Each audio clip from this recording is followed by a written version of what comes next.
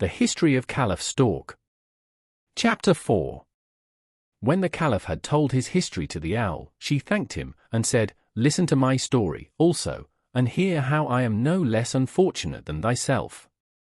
My father is the king of India, I, his only, unfortunate daughter, am called Lusa. That same sorcerer Kashna, who transformed you, has plunged me also in this affliction. He came, one day, to my father, and asked me in marriage for his son Misra. My father, however, who is a passionate man, cast him down the steps. The wretch managed to creep up to me again under another form, and as I was on one occasion taking the fresh air in my garden, clad as a slave, he presented me a potion which changed me into this detestable figure. He brought me hither, swooning through fear, and exclaimed in my ear with awful voice, 'There shalt thou remain, frightful one, despised even by beasts, until thy death, or till one, of his own free will, even under this execrable form, take thee to wife. Thus revenge I myself upon thee, and thy haughty father.' Since then, many months have elapsed, alone and mournfully I live, like a hermit, in these walls, abhorred by the world, an abomination even to brutes. Beautiful nature is shut out from me, for I am blind by day, and only when the moon sheds her one light upon this ruin, falls the shrouding veil from mine eye." The owl ended, and again wiped her eyes with her wing, for the narration of her woe had called forth tears. The Caliph was plunged in deep meditation by the story of the princess. "If I am not altogether deceived," said he, "you will find that between our misfortunes a secret connection exists, but where can I find the key to this enigma?" The owl answered him, "My lord, this also is plain to me, for once, in early youth, it was foretold to me by a wise woman, that a stork would bring me great happiness, and perhaps I might know how we may save ourselves." The Caliph was much astonished, and inquired in what way she meant. "The enchanter who has made us both miserable," said she, "comes once every month to these ruins. Not far from this chamber is a hall, there, with many confederates, he is wont to banquet. Already I have often watched them, they relate to one another their shameful deeds, perhaps he might then mention the magic word, which you have forgotten."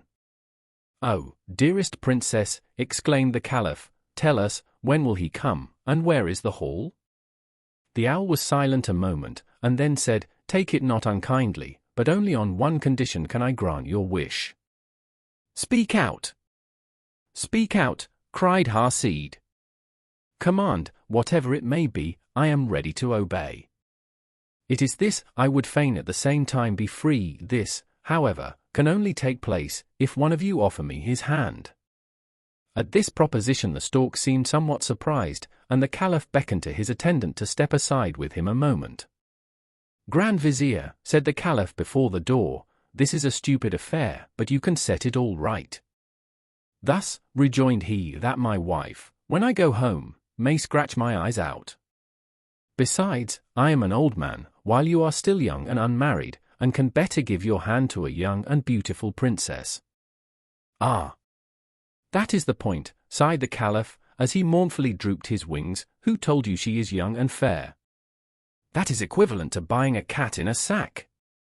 They continued to converse together for a long time, but finally, when the Caliph saw that Mansur would rather remain a stork than marry the owl, he determined sooner, himself, to accept the condition.